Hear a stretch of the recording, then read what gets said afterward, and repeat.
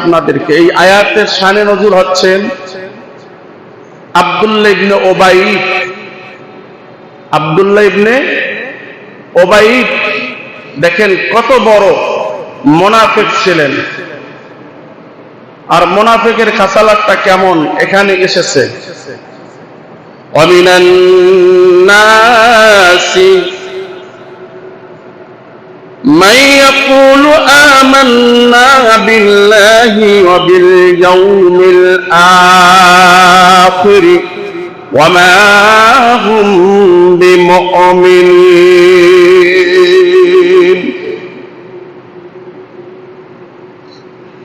মুনাফিকরা এমন, তারা আল্লাহ রাসূল সাল্লাল্লাহু আলাইহি ওয়াসাল্লামের কাছে বলে, আমরা তো মুসলমান, আমরা ইমানদার, আমরা আখিরাতকে বিশ্বাস করি, পরকালকে বিশ্বাস করি,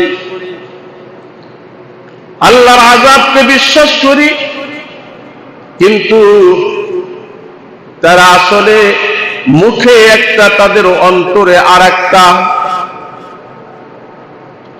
মুখে মানুষকে মিষ্টি ভাষা দিয়ে বোঝায়, অন্তরে তাদের কুলুষিত রয়েছে।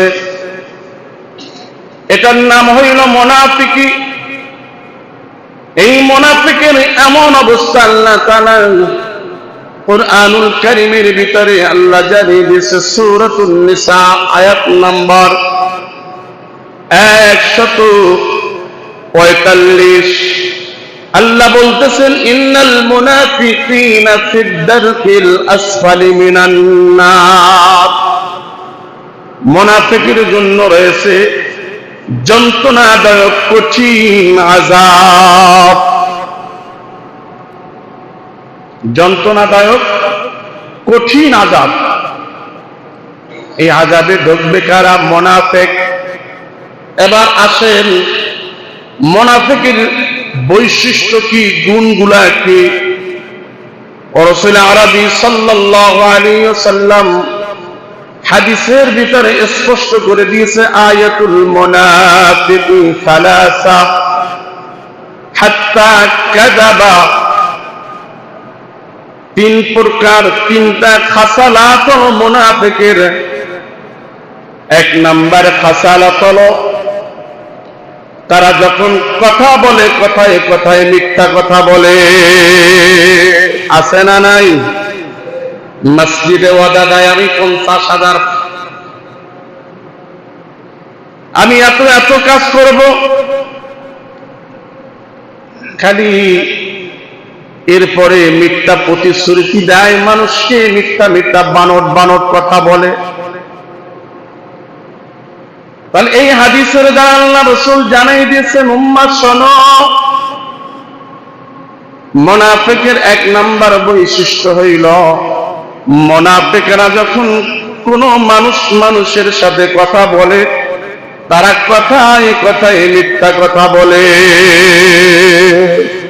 হিসাব মিলায় নেবেন। যদি এই একটা গুণ কারো মাঝে থেকে থাকে, ওই ব্যক্তি মুমিন না, ওই ব্যক্তি মুনাফিক। বলেন ওই ব্যক্তি কি? আসেনি? কথা বলে না কেন? দুই নম্বরে আল্লাহ রাসূল সাল্লাল্লাহু আলাইহি ওয়াসাল্লাম জানিয়ে দিয়েছেন, ওয়া ইযা ওয়া'আদা আখলাফা। যখন কোন মানুষের সাথে ওয়াদা দেয়, ওয়াদা খেলাপ করে, ওয়াদা ভঙ্গ করে, এই ওয়াদা ভঙ্গকারী এটা মুমিন না, এটা মুনাফিক। কি বলছি বলেন? এরকমের ওয়াদা দেওয়ার লোক আসেনি? কথা কয় না কেন? আসেনি? তাহলে এই ওয়াদা ভঙ্গকারী এই ব্যক্তি মুমিন না, ওই ব্যক্তি মুনাফিক।